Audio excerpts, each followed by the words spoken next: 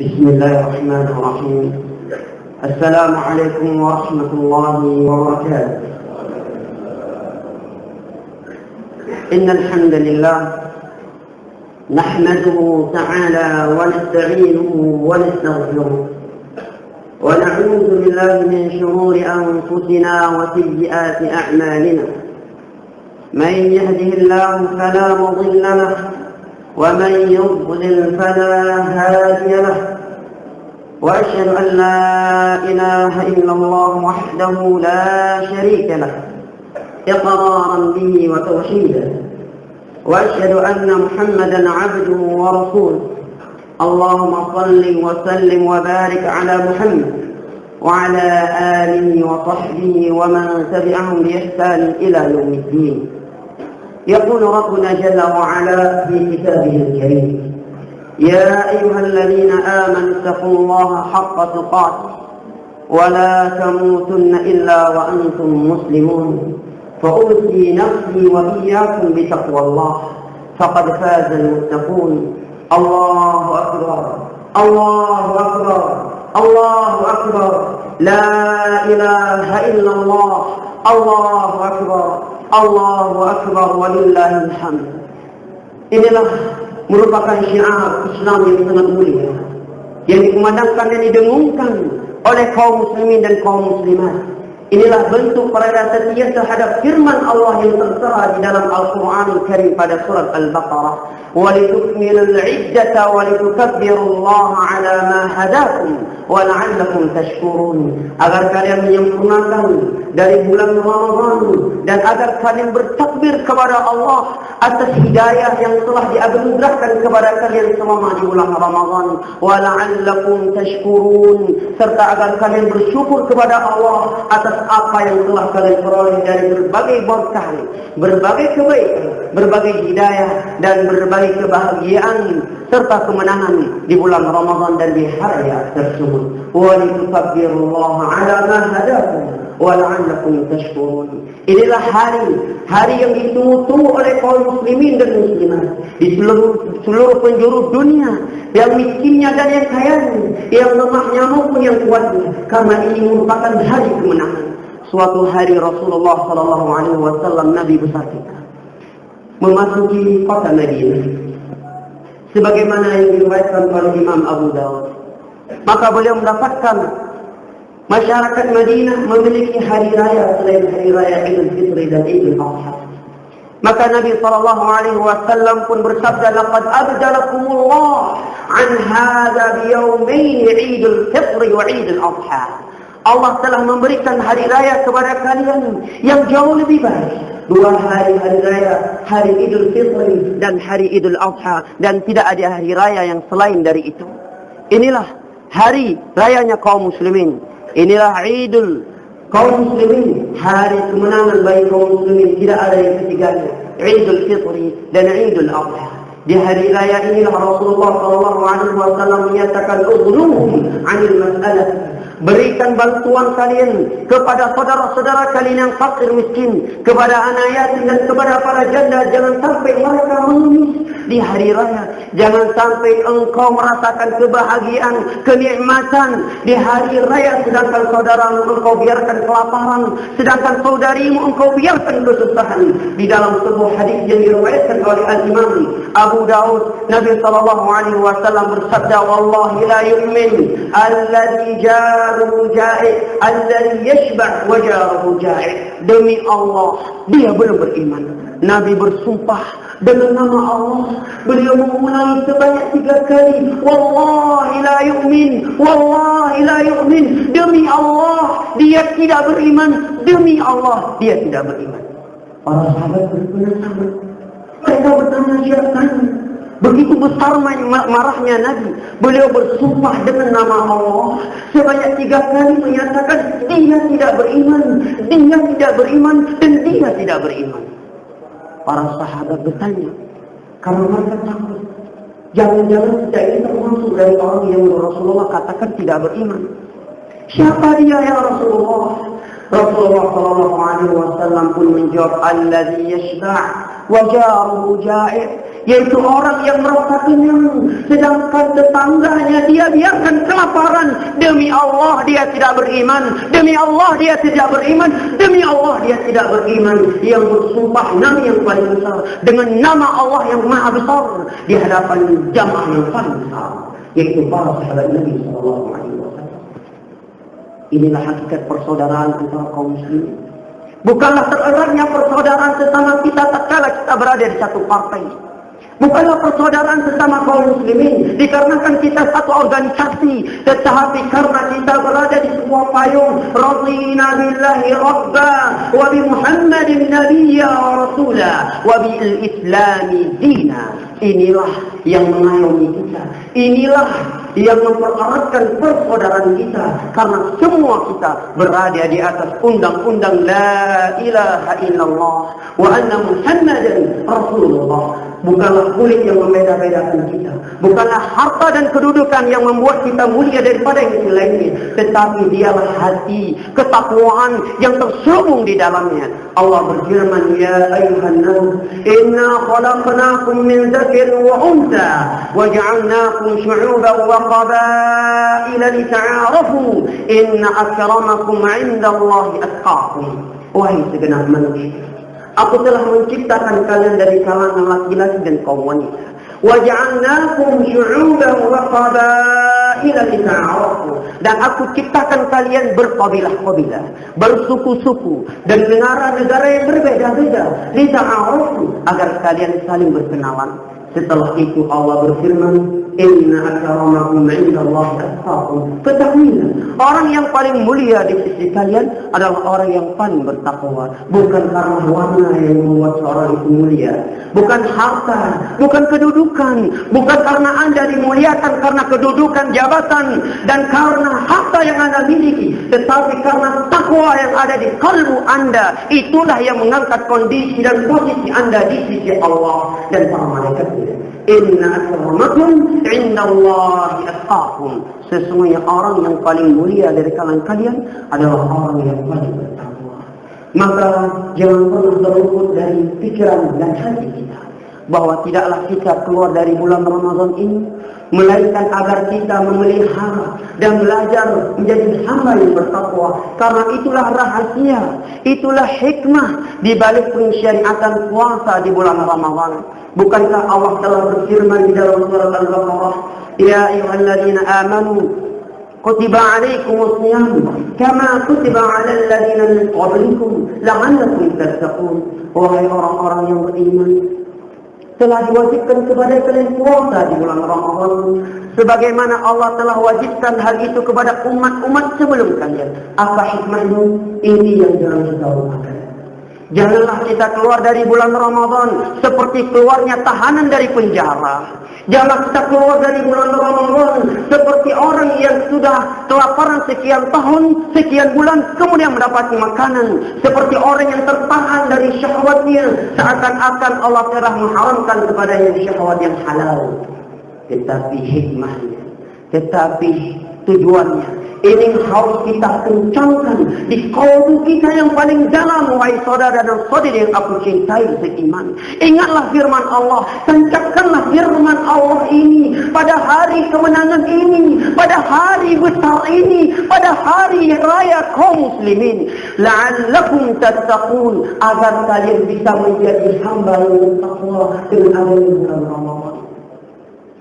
Bulan Ramadan memang telah berlalu, tetapi jangan juga ikut berlalu akan qiyamul lail yang kita lakukan biasanya di bulan Ramadan. Bulan Ramadan memang telah tiada, tetapi jangan sampai sedekah yang sering kita lakukan di bulan Ramadan juga ikut tiada. Bulan Ramadan memang sudah berpergian, tetapi jangan sampai pula sifat maaf, rendah hati sesama kaum muslimin juga ikut pergi dari kita. Bulan Ramadan memang telah meninggalkan kita, tetapi jangan pula kesabaran, kesantunan yang biasanya kita jaga di bulan Ramadan juga ikut meninggalkan kita. Bulan Ramadan memang telah berpergi dan nanti ada, namun jangan pula ikut pergi dan ikut tiada akan kebaikan-kebaikan yang biasanya kita lakukan di bulan Ramadan. Karena tidaklah bulan Ramadan itu melainkan madrasah imaniyah, tempat belajar keimanan, tempat meningkatkan ketakwaan, sehingga begitu keluarnya kita dari bulan Ramadan, kita telah terbiasa menjalankan ketaatan kepada Allah. Inilah hikmah, inilah arti dari bulan Ramadan, la'allakum tattaqun, agar kalian menjadi orang-orang yang bertakwa. Ingatlah wahai saudara dan saudari yang kucintai dan hormati, kematian tidak mengenal waktu. Ingatlah ajal yang sedang menunggu Anda. Dia tidak mengenal apa yang Anda miliki. Ingatlah malaikat yang akan datang mencabut nyawa kita. Dia tidak mengenal Anda itu seorang kaya atau Anda seorang miskin, apakah Anda seorang raja ataukah Anda seorang rakyat. Malaikat yang akan mencabut nyawa Anda bila dia diperintahkan oleh Allah akan datang secara tiba-tiba tanpa ada pamitan dan tanpa ada pemberitahuan. Dia tidak mengenal siapa Anda. Malaikat maut tidak mengenal apa yang Anda miliki. Dia tidak mau tahu akan jabatan Anda. Dia tidak akan mau tahu akan kekuatan yang Anda miliki di dunia yang fana dan semu ini. Inilah kemungkinan. Oleh karena itu, Allah firmankan di dalam surat Al-Imran, kullu nafsin dha'iqatul maut wa innama tuwaffawna ujurakum yawmal qiyamah faman zuhziha 'anil nar wa udkhilal jannata faqad faz wa mal hayatud dunya illa mata'ul ghurur. Setiap jiwa itu pasti akan merasakan kematian. Subhanallah, Allah umumkan akan kematian pada seluruh jiwa. Saya dan Anda sudah divonis oleh Allah kapan mati. Saya dan Anda sudah dipastikan kapan dia akan dicabut nyawanya. Hanya saja kita tidak tahu. Kematian itu sangat mengerikan. Dia sesuatu yang pasti tetapi menghantui. Ini yang membuat kita takut dari yang namanya kematian. Andai kata kematian itu bisa diraba-raba, bisa diprediksi kapan dia datang, mungkin kita bisa bertobat sebelum kita dimatikan oleh Allah. Tetapi yang menakutkan diri kita, yang mengerikan dari malaikat maut ini, datang tanpa ada pamitan, datang tanpa ada pemberitahuan. Tiba-tiba nyawa yang ada di tubuh kita dicabut oleh malaikat maut dengan begitu keras, dan kita menangis-nangis. Waktu itu tidak ada lagi yang kita memohon kecuali hanya kepada Rabbul Alamin, Rabb yang telah menciptakan langit, bumi dan gunung-gunung, Rabb yang telah mengirim bala tentaranya kepada orang-orang yang bermaksiat kepadanya di muka bumi yang tanah ini. Inilah kematian. Maka ingatlah akan firman Allah ini, kullu nafsin dha'iqatul maut. Setiap jiwa pasti akan merasakan kematian. Saya dan Anda sudah divonis kapan mati. Saya dan Anda telah pasti kapan mati. Tetapi kita tidak mengetahui. Ini yang sangat mengerikan tentang kematian ini. Tidak ada jaminan. Mungkin bisa jadi kita belum mengangkat langkah kita dari masjid ini. Malaikat maut telah mencabut seluruh nyawa yang ada di masjid ini.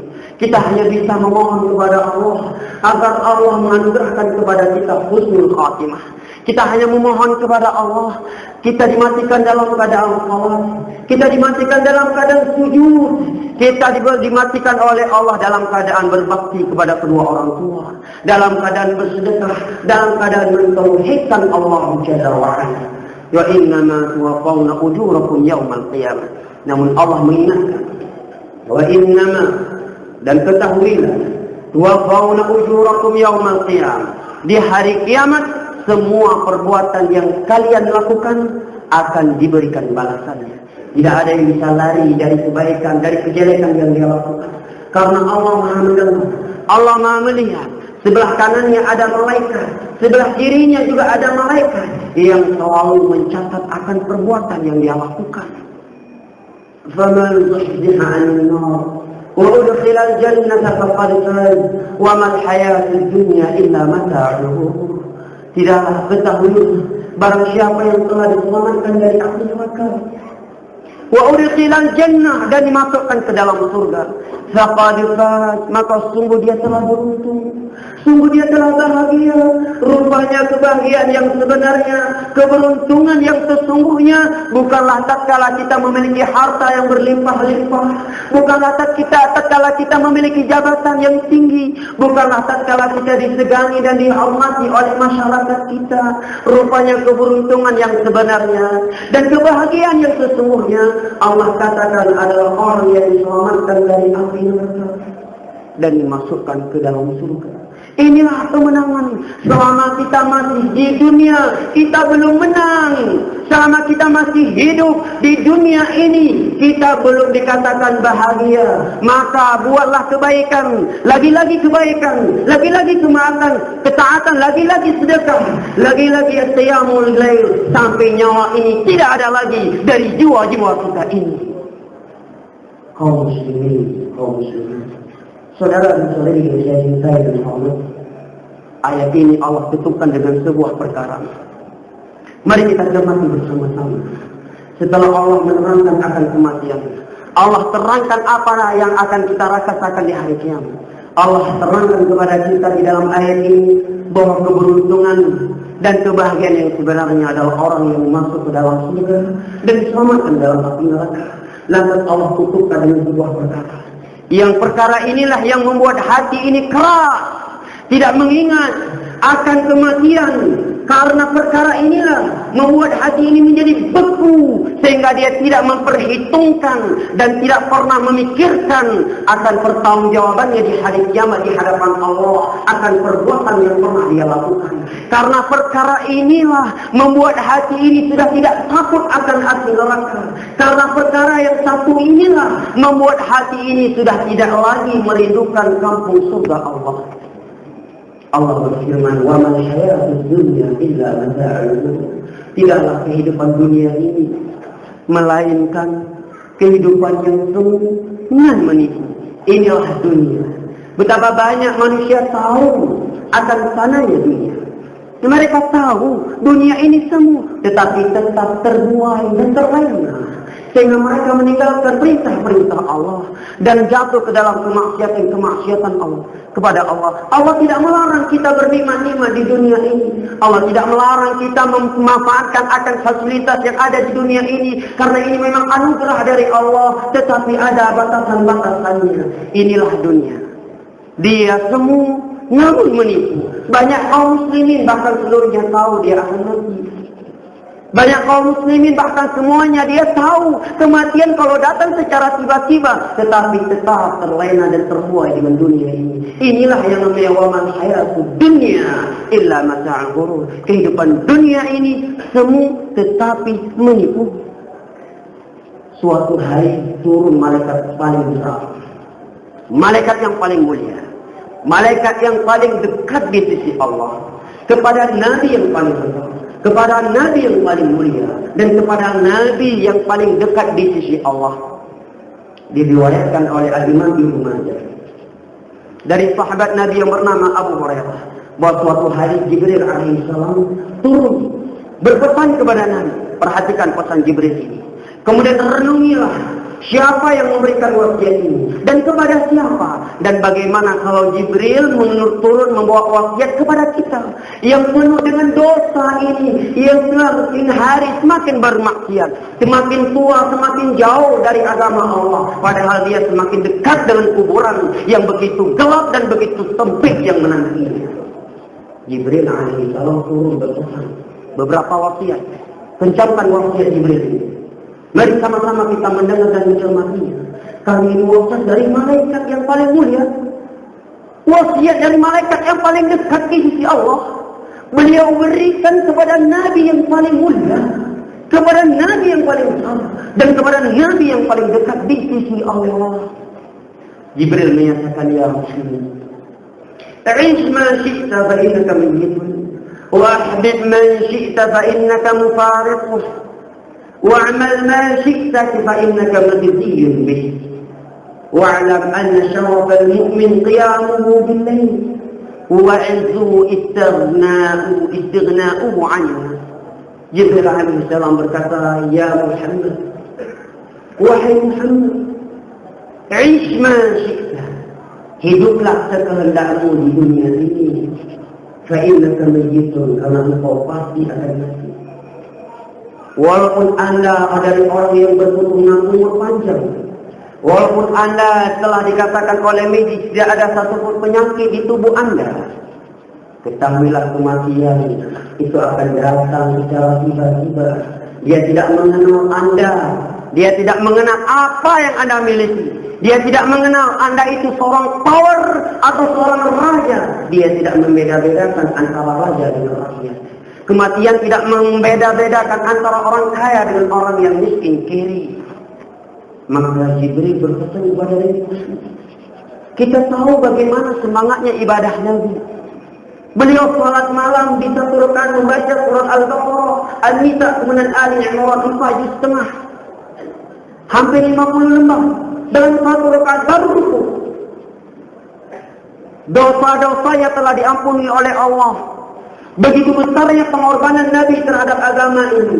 Jiwa dan raganya beliau tuangkan di jalan Allah ini. Tidak ada kata takut, tidak ada kata mundur bagi Nabi SAW di dalam menyampaikan, dalam mengibarkan bendera tauhid, la ilaha illallah, sehingga runtuhnya Romawi di masanya Umar bin Khattab radhiyallahu anhu. Maka perhatikan wasiat Jibril kepada Nabi yang seperti ini, kepada hamba yang telah disucikan oleh Allah sebelum diangkat menjadi Nabi. Jibril menyatakan, ish ma syi'ta, hiduplah sekehendakmu, karena engkau pasti akan mati, wahai Muhammad. Wa ahbib man syi'ta fa innaka mufariq, cintailah siapa yang engkau ingin cintai, karena pasti engkau akan berpisah darinya. Anda mencintai anak Anda, ini satu hal yang diperintahkan. Anda mencintai harta Anda, ini suatu yang terpuji selama tidak mengantar kepada hal yang Allah haramkan. Anda mencintai kedua orang tua Anda, ini suatu yang wajib memang. Tetapi ingat, semuanya akan ada perpisahan. Ingat, begitu nyawa sudah keluar dari kerongkongan ibu yang tercinta, istri yang tercinta, anak yang tersayang, semua yang akan meninggalkan Anda di dalam liang kuburan Anda yang begitu gelap dan begitu sempit, yang akan didatangi oleh munkar wa nakir. Tidak ada yang namanya lagi orang tua yang tersayang, istri yang tercinta, anak yang aku jaga. Tidak ada lagi di sana kecuali hanyalah ibadah dan amalan yang Anda lakukan. Di dalam sebuah hadis yang diriwayatkan oleh Al-Imam Bukhari dan Muslim dari Anas bin Malik radhiyallahu anhu, Nabi bersabda, "Yatba'ul mayyita thalathah." Memang ada 3 yang akan menyertai dan mengikuti mayat tatkala dibawa ke makbarah, dibawa ke dalam kuburan. Kata Nabi, ahluhu wa maluhu wa amaluhu. Ia akan menyertainya, mengikutinya ke pemakaman, orang keluarga, anak istrinya, orang tua yang kerabatnya ikut mengantar jenazahnya. Wa malu, hartanya pun terkadang juga ikut, mobilnya dipakai untuk membawa jenazahnya.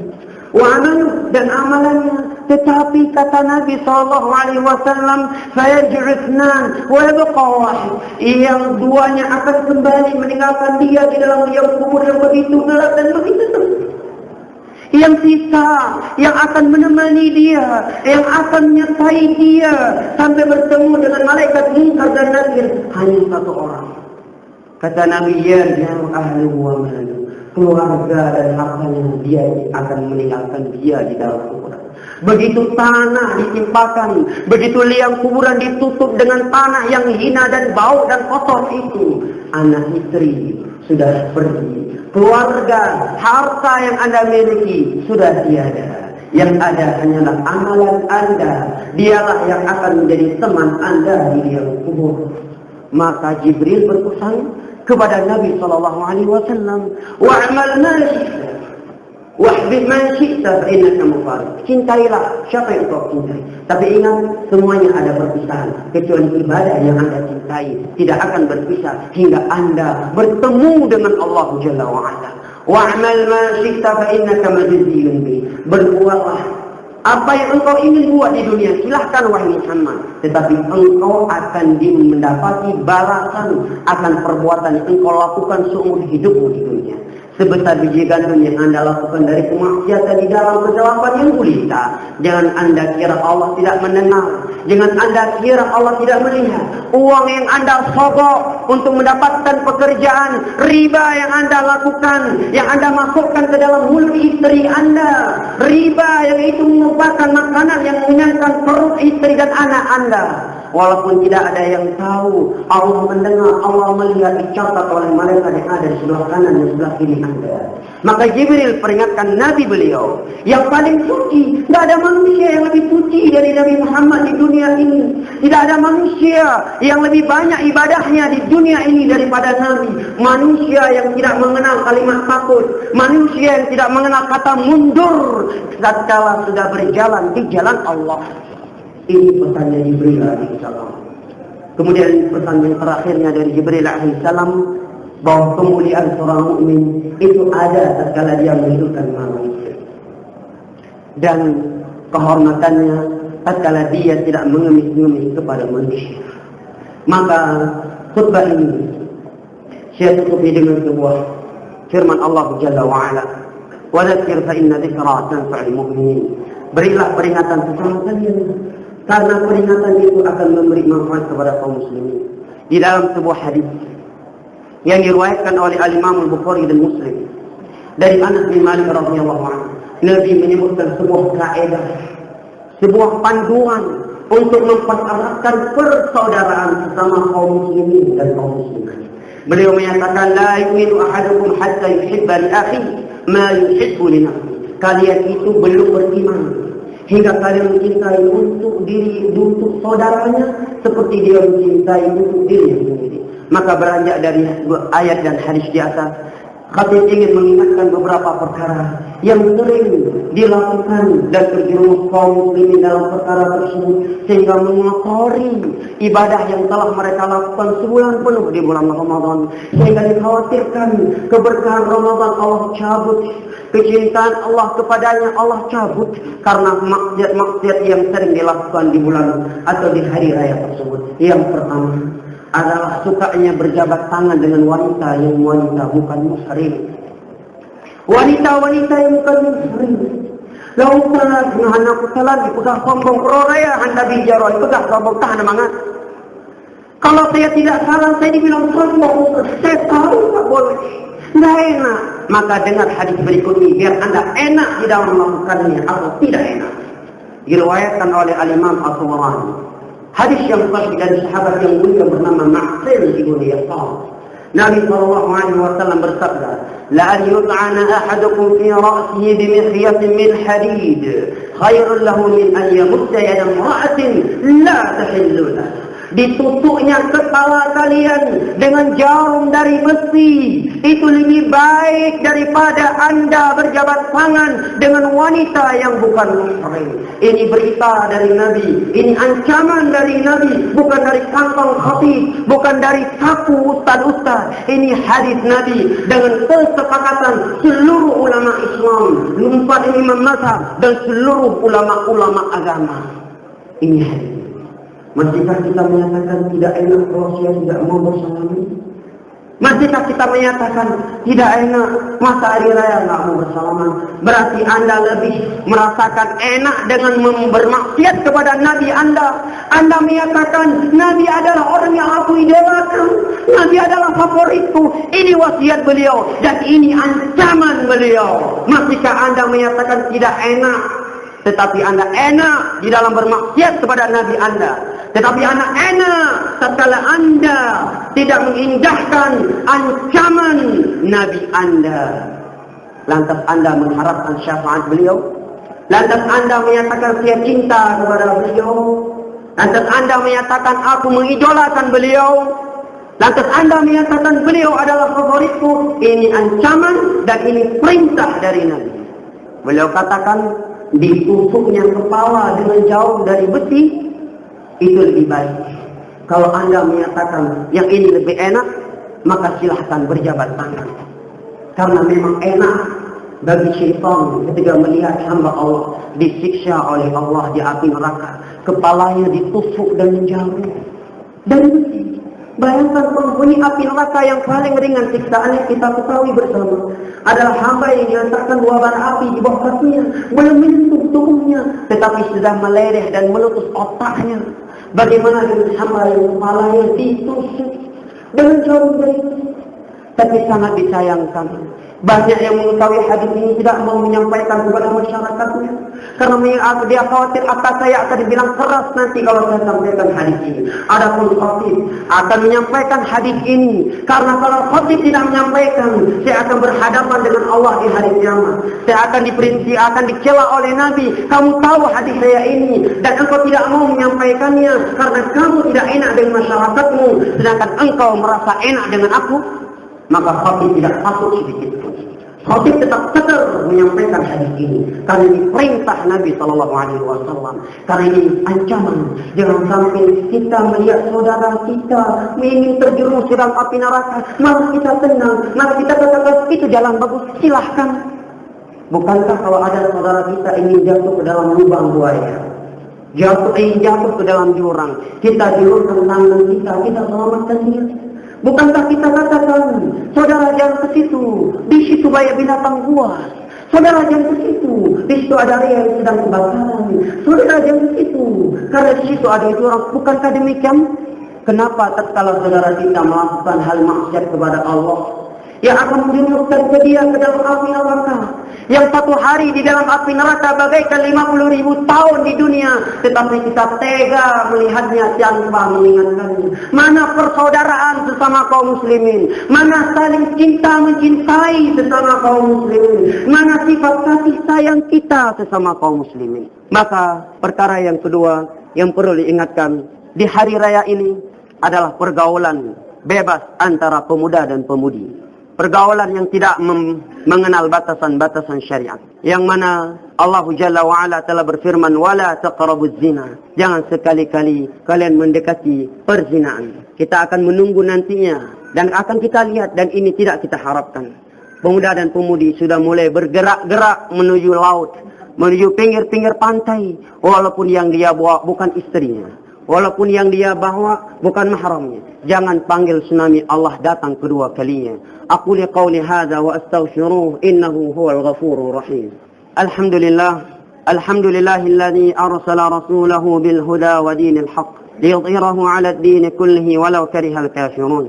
وأشهد أن لا إله إلا الله وأشهد أن محمدا عبده ورسوله صلى الله عليه وعلى آله وصحبه وسلم تسليما كثيرا. أما بعد، اللهم اغفر للمسلمين والمسلمات الأحياء منهم والأموات. اللهم اغفر للمسلمين والمسلمات الأحياء منهم والأموات. اللهم عدنا علينا نعمة الإيمان والسنة ونعمة الأخوة للمسلمين والمسلمات. اللهم انصر عبادك المسلمين المستضعفين في كل مكان، في سوريا وفي فلسطين وفي يمن وفي كل مكان. اللهم عليك بدولية اليهود ومن معها ودمرهم تدميرا. اللهم تقبل منا صيامنا وقيامنا وبارك فيما علمنا. ربنا آتنا في الدنيا حسنة وفي الآخرة حسنة وقنا عذاب النار. وصلى الله على نبينا محمد وعلى آله وصحبه وسلم، وسلام على المرسلين، والحمد لله رب العالمين. السلام عليكم ورحمة الله وبركاته.